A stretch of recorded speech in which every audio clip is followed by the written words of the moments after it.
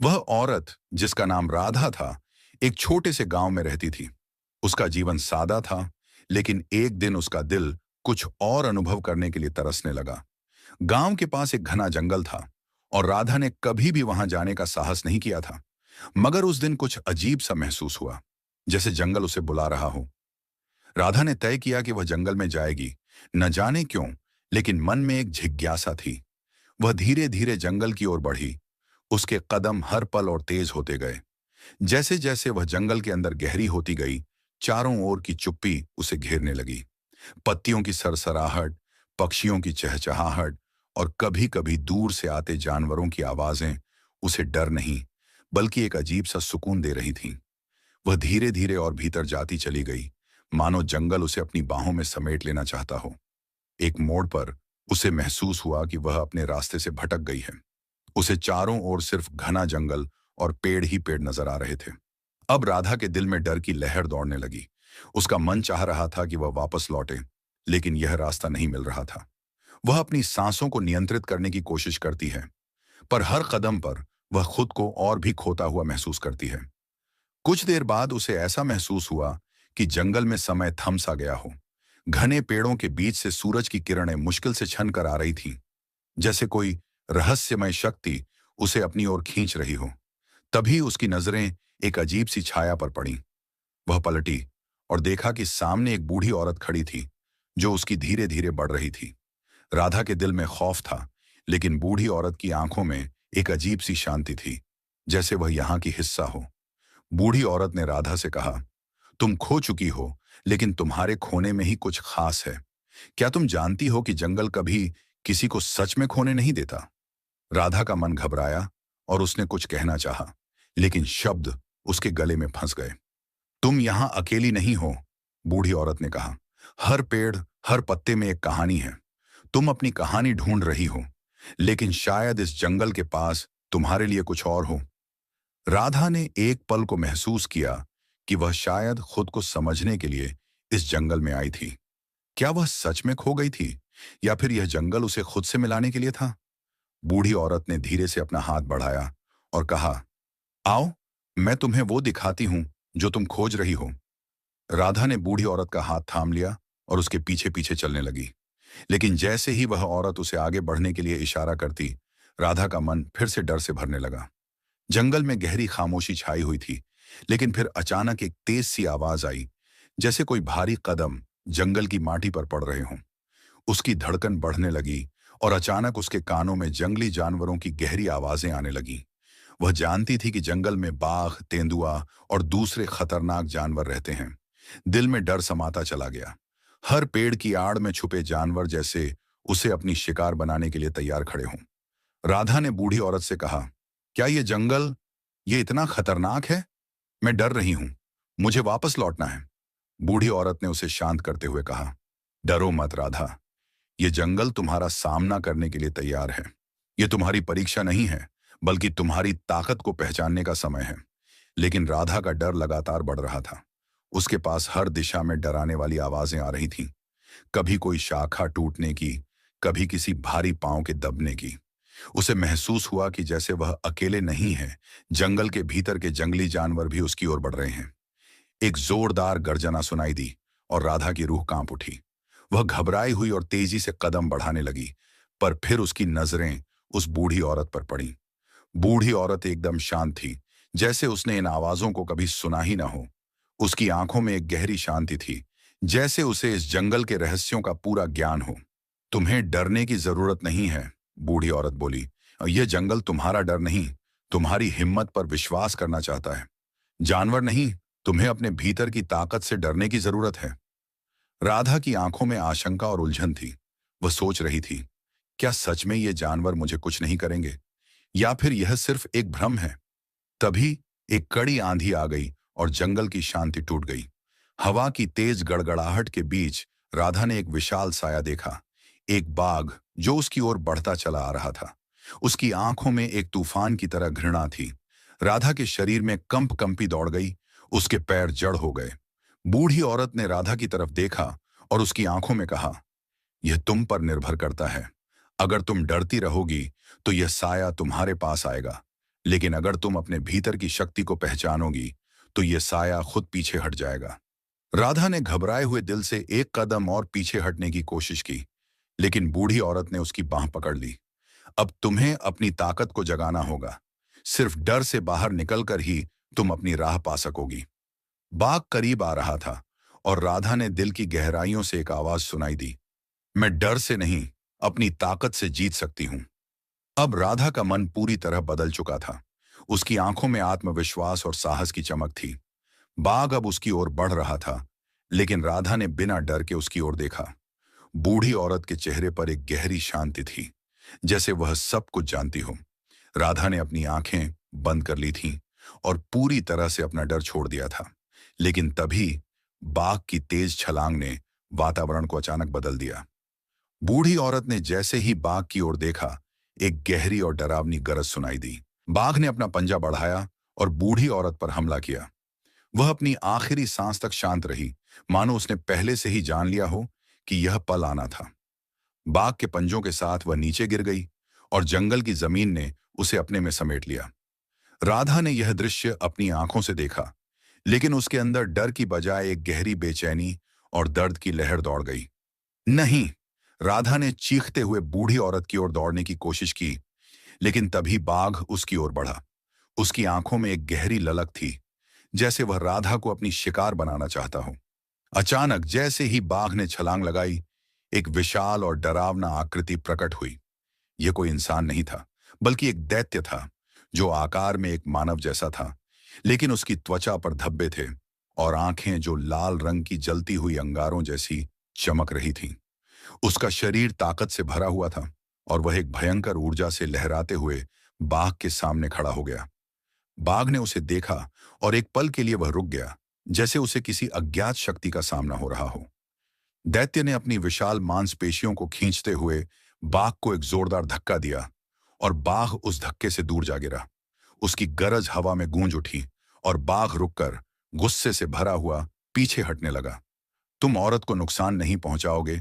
दैत्य की आवाज गहरी और गंभीर थी और राधा के दिल में एक अजीब सा विश्वास जागा।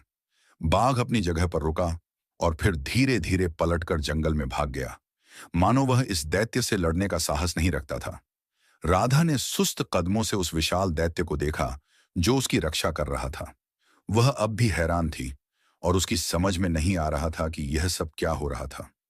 दैत्य ने उसकी ओर देखा और उसकी आंखों में एक गहरी ताकत थी। उसकी आवाज गहरी और ध्वनित थी। तुम यहां क्यों आई हो, राधा? राधा ने डरते हुए कहा। तुम कौन हो? उसकी आवाज कांप रही थी। तुमने बाघ को कैसे हराया? दैत्य ने उसकी ओर एक स्थिर नजर डाली और फिर जवाब दिया, मैं इस जंगल का संरक्षक हूं। यह जंगल तुम्हारा सामना करने के लिए नहीं था, बल्कि तुम्हारे भीतर की शक्ति को पहचानने के लिए था। तुम जो डर से भाग रही हो, वह तुम्हारी कमजोरी नहीं, बल्कि तुम्हारी ताकत का हिस्सा है। राधा कुछ देर चुप रही। उसकी आंखों में सवाल थे और दिल में दुविधा। तो यह सब मेरे भीतर की शक्ति का हिस्सा था? मुझे डरने की बजाय इसे अपनाना चाहिए था। हाँ, दैत्य ने धीरे से कहा, तुमने जो रास्ता चुना था वह तुमसे यह सवाल पूछने के लिए था। जंगल ने तुम्हें केवल खुद से मिलाने का रास्ता दिखाया।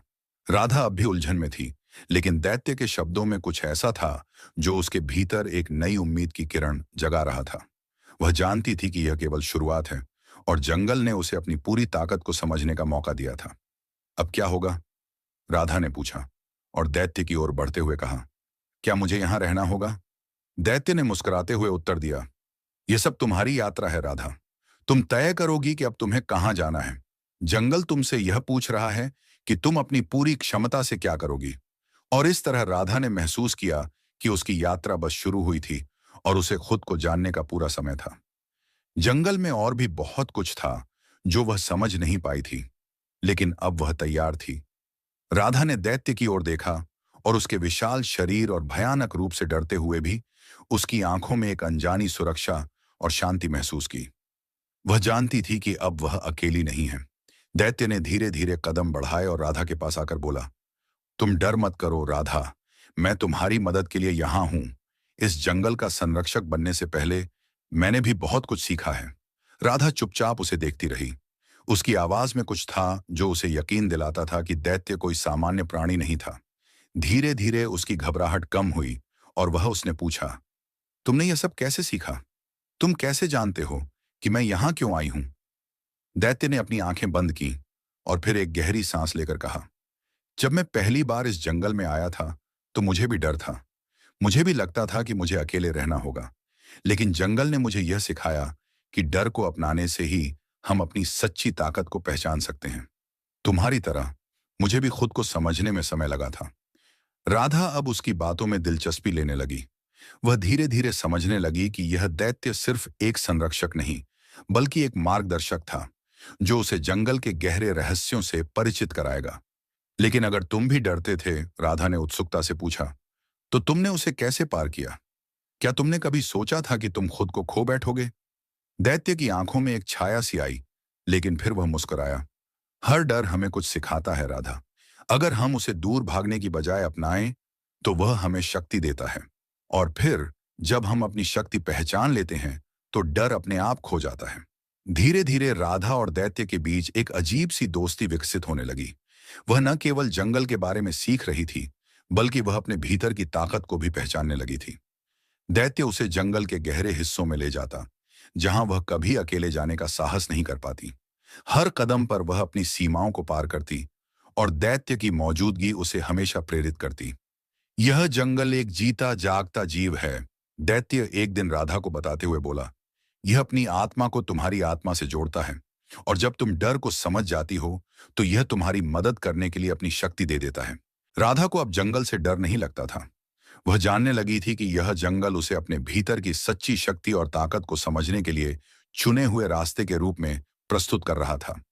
दैत्य ने उसे यह समझाया कि उसके भीतर भी वह ताकत है जो उसे कभी नहीं दिखाई दी थी। धीरे धीरे राधा और दैत्य के बीच एक अनकही दोस्ती पनपने लगी। वह अब एक दूसरे के लिए मार्गदर्शक बन चुके थे। राधा ने अपने डर को हटा दिया था और दैत्य को अपनी यात्रा का हिस्सा बना लिया था। दैत्य ने भी राधा को हमेशा उसकी सीमाओं को चुनौती देने की प्रेरणा दी और जंगल के रहस्यों से उसे अवगत कराया। एक दिन जब वे जंगल के सबसे गहरे हिस्से में पहुंचे, जहां केवल वे दोनों ही गए थे, राधा ने दैत्य से कहा, अब मुझे लगता है कि मैं कुछ और समझ पा रही हूं। ये जंगल और तुम मेरे भीतर की ताकत को पहचानने में मदद कर रहे हो। मैं अब वही नहीं हूं जो पहले थी। दैत्य ने राधा की ओर मुस्कुराते हुए देखा और कहा, यही तो असल यात्रा है राधा। ये तुम्हारा रास्ता है, और तुम अपने डर से निकलकर अपनी पूरी क्षमता को पहचान सको। यही इसका उद्देश्य है। तुमने खुद को पाया है, और यही सबसे बड़ी जीत है। राधा ने गहरी सांस ली और महसूस किया कि वह अब हर चुनौती का सामना कर सकती थी। और साथ ही उसे यह भी समझ में आया कि यह जंगल, दैत्य और उसकी दोस्ती सब उसे अपने जीवन के नए अर्थ को समझने का मौका दे रहे थे। एक दिन जब राधा और दैत्य जंगल के एक शांत और रहस्यमय हिस्से में चल रहे थे, दैत्य ने अचानक कहा, आज तुम्हें एक नई जगह दिखाऊंगा। तुम्हें मेरे लोगों से मिलना चाहिए, ताकि तुम समझ सको कि मैं कहां से आया हूं और मेरी यात्रा किस प्रकार की रही है। राधा ने उत्सुकता से दैत्य की ओर देखा। तुम्हारे लोग? उसने पूछा। तुम बताओगे तुम कौन हो और कहां से आए हो? दैत्य ने उसकी ओर मुस्कुराते हुए देखा और बोला, मुझे पहले डर था कि तुम्हें मेरी असली पहचान पता चलेगी, लेकिन अब मुझे लगता है कि तुम समझ पाओगी। मैं केवल जंगल का संरक्षक नहीं, बल्कि एक प्राचीन वंश का हिस्सा हूं। हम लोग, जिनके पास विशेष शक्तियां हैं, इस जंगल के गहरे हिस्सों में रहते हैं। और अब तुम्हारे साथ मुझे यह समझने का मौका मिलेगा कि मेरी ताकत सिर्फ मेरी ही नहीं, बल्कि हमारे सबके बीच की साझी ताकत है। राधा के मन में कई सवाल थे, लेकिन दैत्य के शब्दों ने उसे बहुत कुछ समझने का मौका दिया। वह उसकी बातों को ध्यान से सुनने लगी और महसूस किया कि यह यात्रा उसे एक नई दुनिया में ले जा रही थी। एक ऐसी दुनिया जिसे उसने कभी नहीं जाना था। कुछ देर बाद वे जंगल के एक और गहरे हिस्से में पहुंचे, जहां पेड़ घने थे और आकाश का केवल एक टुकड़ा दिखाई दे रहा था। वहां एक विशाल गुफा के अंदर एक छुपा हुआ मार्ग था, जिसे केवल दैत्य जानता था।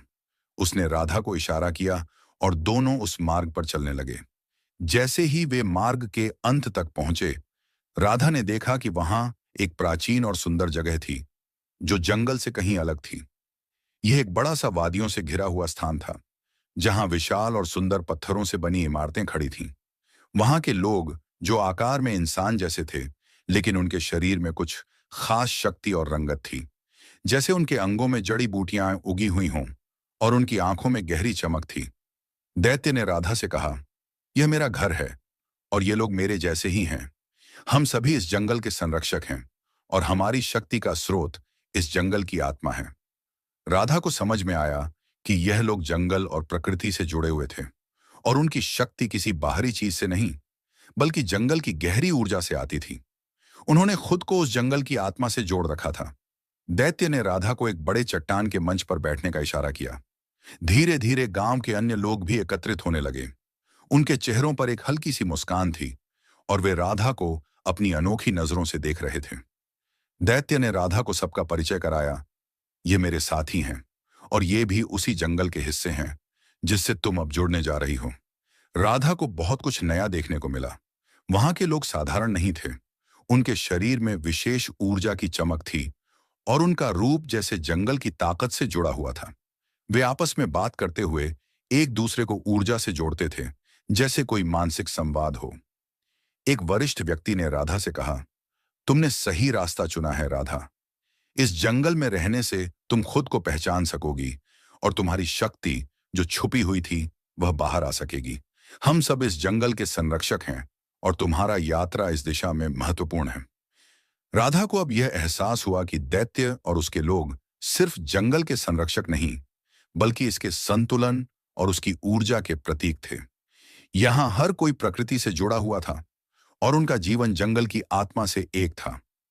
यह सब उसके लिए नया था, लेकिन धीरे धीरे उसने महसूस किया कि वह अब उस दुनिया का हिस्सा बन रही थी जहां डर और शंका की कोई जगह नहीं थी। दैत्य ने राधा से कहा, तुमसे मिलाकर हमें खुशी हुई राधा। अब तुम हमारे समुदाय का हिस्सा हो। तुम यहाँ के रहस्यों को समझ पाओगी और तुम हमारी ताकत का हिस्सा बन जाओगी। राधा की आंखों में चमक थी। वह अब समझने लगी थी कि यह जंगल और यह प्राचीन समुदाय उसकी यात्रा का असली मकसद था। यहां वह खुद को ढूंढने के साथ साथ अपने भीतर की अनजानी शक्ति को भी पहचानने वाली थी। यह सब कुछ नया था और राधा के दिल में अजीब सी खुशी और शांति का एहसास हो रहा था। वह अब जानती थी कि उसकी यात्रा बस अब शुरू हुई थी और इस जंगल और उसके लोग उसे एक नई दिशा में ले जाएंगे। राधा और दैत्य के बीच की दोस्ती धीरे धीरे एक गहरी समझ और संबंध में बदलने लगी।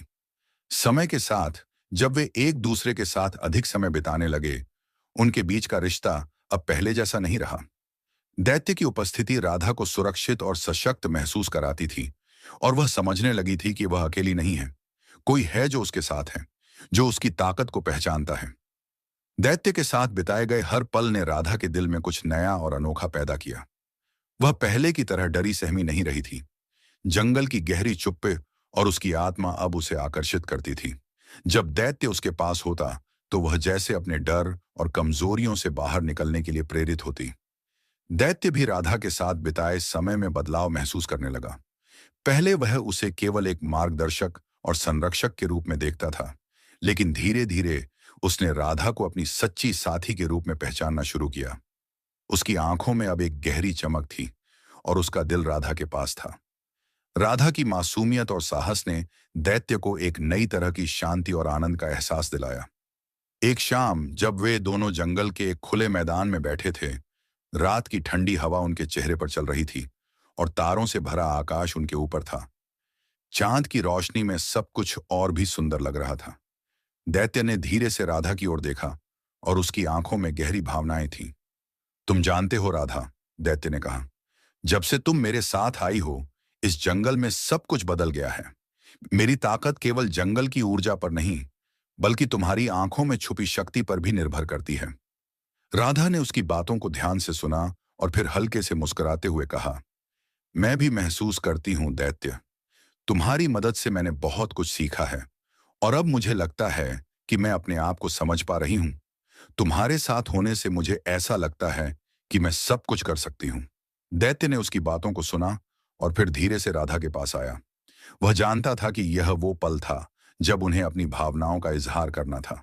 उसकी आंखों में एक अनकहा संदेश था जो अब तक दोनों के बीच था, लेकिन कभी शब्दों में नहीं कहा गया था। राधा, दैत्य ने धीरे से कहा, मैं अब भी तुम्हारे साथ इस जंगल में हूं। तुम्हारा संरक्षक नहीं, बल्कि तुम्हारा साथी। तुम मेरे जीवन का हिस्सा बन गई हो, और यह महसूस करता हूं कि जो कुछ भी हमारे बीच है वह केवल दोस्ती से कहीं बढ़कर है। राधा का दिल तेजी से धड़कने लगा। वह समझ गई कि दैत्य ने जो कहा वह उसकी अपनी भावनाओं का इजहार था। उसका दिल भी दैत्य के लिए वही महसूस कर रहा था, एक गहरा और सुंदर लगाव जो दोस्ती से कहीं ज्यादा था। मैं भी, राधा ने अपनी आवाज में हल्के से कहा, तुमसे बहुत कुछ सीखा है, और तुम्हारे बिना मुझे कभी वो शक्ति महसूस नहीं होती। तुम्हारे साथ रहकर मुझे लगता है कि मैं किसी भी चीज को पार कर सकती हूँ।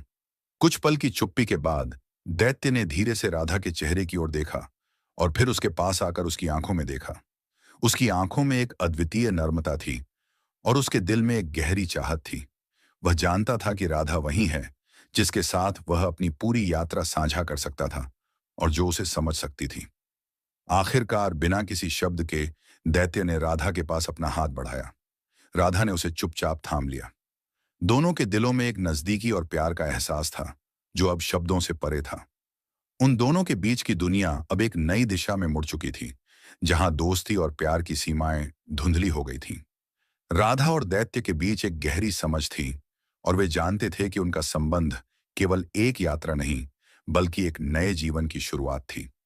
ये जंगल उनके रिश्ते की तरह दोनों के लिए एक रहस्यमय और चुनौतीपूर्ण था, लेकिन वे एक दूसरे के साथ थे, और अब उनका प्यार जंगल की आत्मा की तरह मजबूत था। राधा और दैत्य के बीच का रिश्ता धीरे धीरे और गहरा होता गया, और वे एक दूसरे के साथ समय बिताने लगे। उनका प्यार अब न केवल जंगल के भीतर, बल्कि उनके दिलों में भी एक गहरी जड़ बना चुका था। यह रिश्ता उनके भीतर की शक्तियों को और भी प्रगाढ़ बना रहा था। समय के साथ राधा को एक नया एहसास होने लगा। उसकी आत्मा में एक बदलाव आ रहा था, जैसे कुछ नया उसके भीतर पनप रहा हो। उसे यह महसूस हुआ कि वह पहले से कहीं ज्यादा जागरूक हो गई है, न केवल अपनी शक्ति के बारे में, बल्कि अपने शरीर और मन के बारे में भी। धीरे धीरे उसके भीतर एक नन्हा जीवन पनपने लगा, जो पूरी तरह से नया था, लेकिन जंगल की ऊर्जा और दैत्य के प्यार से अभिभूत था। एक दिन जब राधा ने दैत्य से अपनी इस नई स्थिति के बारे में बात की, तो वह थोड़ी चिंतित थी, लेकिन उसके दिल में विश्वास भी था। दैत्य, उसने धीरे से कहा, मुझे लगता है कि कुछ बदल रहा है। मैं महसूस करती हूं कि मैं गर्भवती हूं। दैत्य को यह सुनकर एक पल के लिए तो समझ में नहीं आया, लेकिन फिर उसकी आंखों में एक हल्की सी मुस्कान उभरी, और उसने धीरे से राधा का हाथ थाम लिया। यह तो एक नई शुरुआत है राधा, उसने कहा। यह जीवन का सबसे सुंदर और शक्तिशाली रूप है। हम दोनों ने एक साथ जो यात्रा शुरू की थी, वह अब न केवल हमारे बीच, बल्कि इस जंगल और इसके ऊर्जा के साथ जुड़ी हुई है। राधा ने दैत्य की बातों को महसूस किया।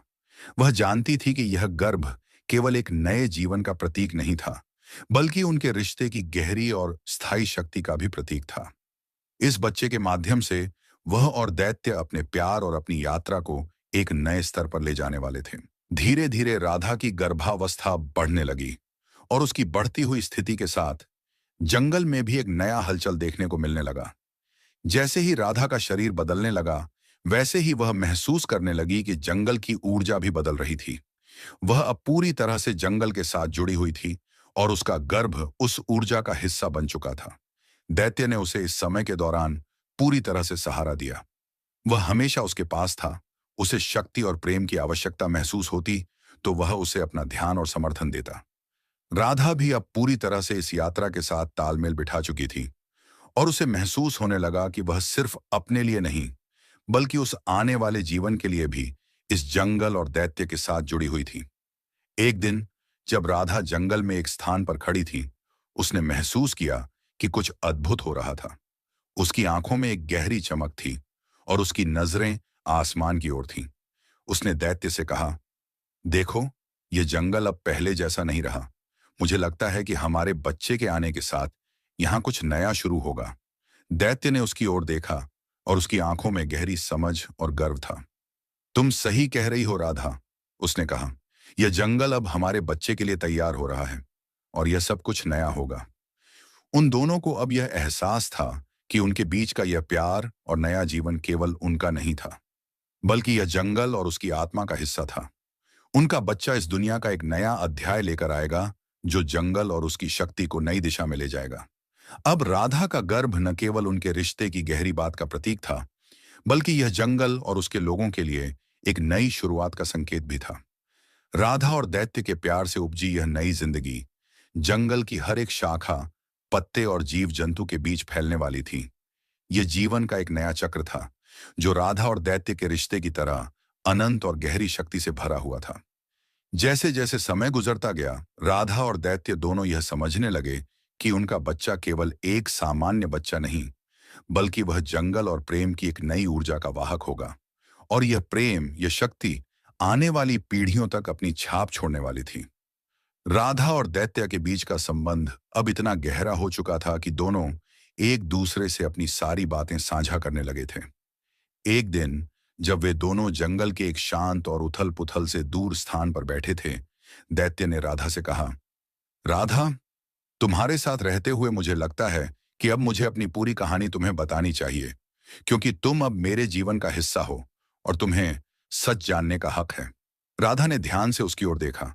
उसकी आंखों में विश्वास और प्यार था। मैं तुम्हारी कहानी जानना चाहती हूँ। दैत्य, तुम्हारा सच क्या है? दैत्य ने गहरी सांस ली और अपनी आंखों को बंद किया, जैसे वह अतीत में खो जाना चाहता हो। फिर उसने धीरे से कहना शुरू किया, मैं तुम्हें अपनी असली पहचान बताता हूँ। मैं कोई साधारण दैत्य नहीं हूं। मैं पहले एक इंसान था, जैसे तुम। राधा की आंखों में हैरानी थी, लेकिन उसने चुपचाप दैत्य की बातों को सुनना जारी रखा। यह कई साल पहले की बात है, दैत्य ने कहा, जब मैं एक साधारण व्यक्ति था जो अपनी गायों को जंगल में चराने लाया करता था। मैं कभी साधु नहीं था, लेकिन एक दिन एक बहुत प्रसिद्ध साधु तपस्या करने के लिए इस जंगल में आया था। वह बहुत शक्तिशाली था और उसकी तपस्या के कारण जंगल की सारी ऊर्जा भी प्रभावित होती थी। मेरी गायें उस साधु के पास चरने आ गईं और गलती से मेरी गाय ने उसे लात मार दी।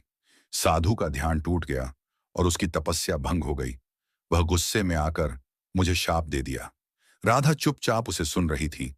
उसकी आंखों में सवाल थे। तो फिर क्या हुआ? उस साधु ने मुझे गुस्से में आकर कहा कि मैं अब इस जंगल में 14 महीने तक एक दैत्य के रूप में रहूंगा। इस शाप के तहत मुझे अपनी असली पहचान खोनी पड़ी और मुझे जंगल के भीतर एक भयानक रूप में जीने के लिए मजबूर किया गया। साधु ने मुझे यह भी कहा कि मैं तभी अपने असली रूप में लौट सकूंगा जब मैं किसी को अपने दिल से प्यार करूंगा और वह व्यक्ति मुझे बिना किसी डर के अपनाएगा। दैत्य ने अपनी आंखें खोलते हुए राधा की ओर देखा। और राधा, तुम वह व्यक्ति हो। तुमने मुझे स्वीकार किया। तुमने मुझे डर से नहीं, बल्कि समझ और प्यार से देखा। इसलिए ही अब मुझे लगता है कि मेरे 14 महीने पूरे हो चुके हैं और अब इस जंगल में एक नई शुरुआत हो सकती है। राधा को अब सब कुछ समझ में आ गया था। वह बहुत चौंकी थी, लेकिन साथ ही उसकी आंखों में दया और सहानुभूति भी थी। तो तुम भी एक इंसान थे और तुम्हें यह सजा दी गई थी? राधा ने धीरे से पूछा। कितना कठिन रहा होगा तुम्हारे लिए? दैत्य ने हल्का सा सिर झुकाया। हाँ, बहुत कठिन था। इस रूप में मैंने बहुत कुछ खो दिया, लेकिन अब तुम्हारे कारण मुझे लगता है कि मुझे अपनी सजा पूरी करने का मौका मिला है। अब इस जंगल और मेरे लिए सब कुछ बदलने वाला है। राधा ने उसकी बातों को समझा और फिर उसने धीरे से उसकी ओर बढ़ते हुए कहा, तुमने जो भी महसूस किया, जो भी सहा, मैं समझती हूं, लेकिन अब तुम्हारा समय बदलने वाला है। तुम एक नए जीवन की ओर बढ़ सकते हो। तुमने पहले भी अपनी सजा को स्वीकार किया, अब तुम्हें अपने प्यार और सत्य को भी स्वीकार करना चाहिए। दैत्य ने राधा की ओर देखा और उसकी आंखों में गहरी कृतज्ञता थी। उसने धीरे से राधा का हाथ थामा और कहा, तुम सच में मेरी सबसे बड़ी ताकत हो, राधा। तुमने मुझे उस डर से बाहर निकाला जो मैं अपनी असली पहचान के बारे में महसूस करता था। तुम्हारे साथ मैं अब सच्चाई से भागने के बजाय उसे गले लगा सकता हूं। यह पल उनके रिश्ते का एक नया मोड़ था, जहां प्यार और सच्चाई ने अपनी पूरी शक्ति का एहसास दिलाया। दैत्य अब पूरी तरह से राधा के साथ था और वह जानता था कि यह उनका समय था, समय अपनी सजा को खत्म करने का और नए जीवन की शुरुआत करने का। अब राधा और दैत्य दोनों जानते थे कि उनके रिश्ते की शक्ति ने न केवल दैत्य की सजा को समाप्त किया, बल्कि यह जंगल की आत्मा और उनके भविष्य का नया अध्याय भी था। यह प्यार और सच्चाई का संगम था जो उनके रिश्ते को और भी मजबूत बनाता था। दैत्य की सजा का समय अब खत्म हो चुका था और एक दिन जब राधा और वह दोनों जंगल के एक शांत कोने में बैठे थे, एक अद्भुत बदलाव हुआ। राधा ने देखा कि दैत्य की शरीर की संरचना धीरे धीरे बदलने लगी। उसका रूप अब पहले जैसा डरावना नहीं रहा। उसकी विशालता, उसकी भयानक आकृतियां सब धीरे धीरे मध्यम होने लगी और उसकी जगह अब एक साधारण सुंदर मनुष्य का रूप ले लिया। राधा ने विस्मय से उसकी ओर देखा। उसकी आंखों में एक नई चमक थी और उसका चेहरा अब पूरी तरह से मानवीय था, एक रूप जो सरल, शुद्ध और बेहद आकर्षक था। दैत्य अब वह नहीं था जो पहले था। वह एक नए रूप में अपनी असली पहचान में लौट आया था। तुम अब पहले जैसे नहीं हो, राधा ने आश्चर्य से कहा, लेकिन उसकी आवाज में गहरी खुशी थी। दैत्य, अब जो एक सुंदर और शुद्ध मनुष्य बन चुका था, ने मुस्कुराते हुए राधा की ओर देखा। अब मैं वही हूं जो मैं कभी था, उसने कहा। सजा के बाद मुझे जो रूप मिला था, वह सिर्फ मेरे भीतर के अंधकार और गुस्से का प्रतीक था। लेकिन अब तुमसे मिलने के बाद मैंने अपनी सच्चाई को अपनाया और मुझे यह एहसास हुआ कि जीवन का असली रूप प्यार और समझ में है। राधा के चेहरे पर एक गहरी मुस्कान थी। अब तुम वह हो जो तुम थे और जो तुम हमेशा रहना चाहते थे, उसने कहा। अब हम दोनों को एक नई शुरुआत मिल रही है। अब दोनों ने जंगल छोड़ने और अपनी नई जिंदगी की ओर कदम बढ़ाने का निर्णय लिया। जंगल जो उनके रिश्ते की शुरुआत और परीक्षणों का स्थल था, अब उनके पीछे था। राधा और दैत्य, जो अब एक साधारण लेकिन सुंदर मनुष्य बन चुका था, गांव की ओर लौटने लगे। गांव लौटने पर लोगों ने देखा कि वह वही दैत्य था, लेकिन अब उसका रूप बदल चुका था। लोग चौंक गए, लेकिन राधा और वह अब किसी के डर से नहीं, बल्कि आत्मविश्वास और सच्चाई से भरे हुए थे। राधा ने दैत्य के साथ मिलकर गांव में एक नई शुरुआत की। उनके पास अब न केवल एक नया रूप था, बल्कि एक नया उद्देश्य भी था, अपनी जिंदगी को प्यार, समझ और परिपूर्णता के साथ जीने का। दुनिया के बाकी हिस्सों से अलग उनका प्यार और अनुभव जंगल के उस गहरे कोने में पैदा हुआ था, लेकिन अब वह उस प्यार को बाहर की दुनिया में साझा करने को तैयार थे। दोनों ने मिलकर खेती की, गांव के लोगों की मदद की और धीरे धीरे उनकी कहानी और प्रेम ने सबका दिल जीत लिया। ये प्यार जो जंगल में एक सजा और अंधकार से शुरू हुआ था, अब एक नई दिशा में फैलने लगा था। एक प्यार जो न केवल उन्हें बल्कि पूरे गांव को शांति और समृद्धि की ओर ले गया। राधा और दैत्य, जो अब एक साधारण मनुष्य बन चुका था, ने अपनी नई जिंदगी की शुरुआत की और दोनों ने मिलकर दिखा दिया कि सच्चा प्यार और समझ किसी भी कड़ी सजा को खत्म कर सकते हैं और नए जीवन की शुरुआत कर सकते हैं। उनकी कहानी अब गांव में एक प्रेरणा बन चुकी थी। यह एक कहानी थी सच्चाई, साहस और प्रेम की, जो हर बाधा को पार करके एक नए जीवन की ओर बढ़ने की क्षमता रखती थी।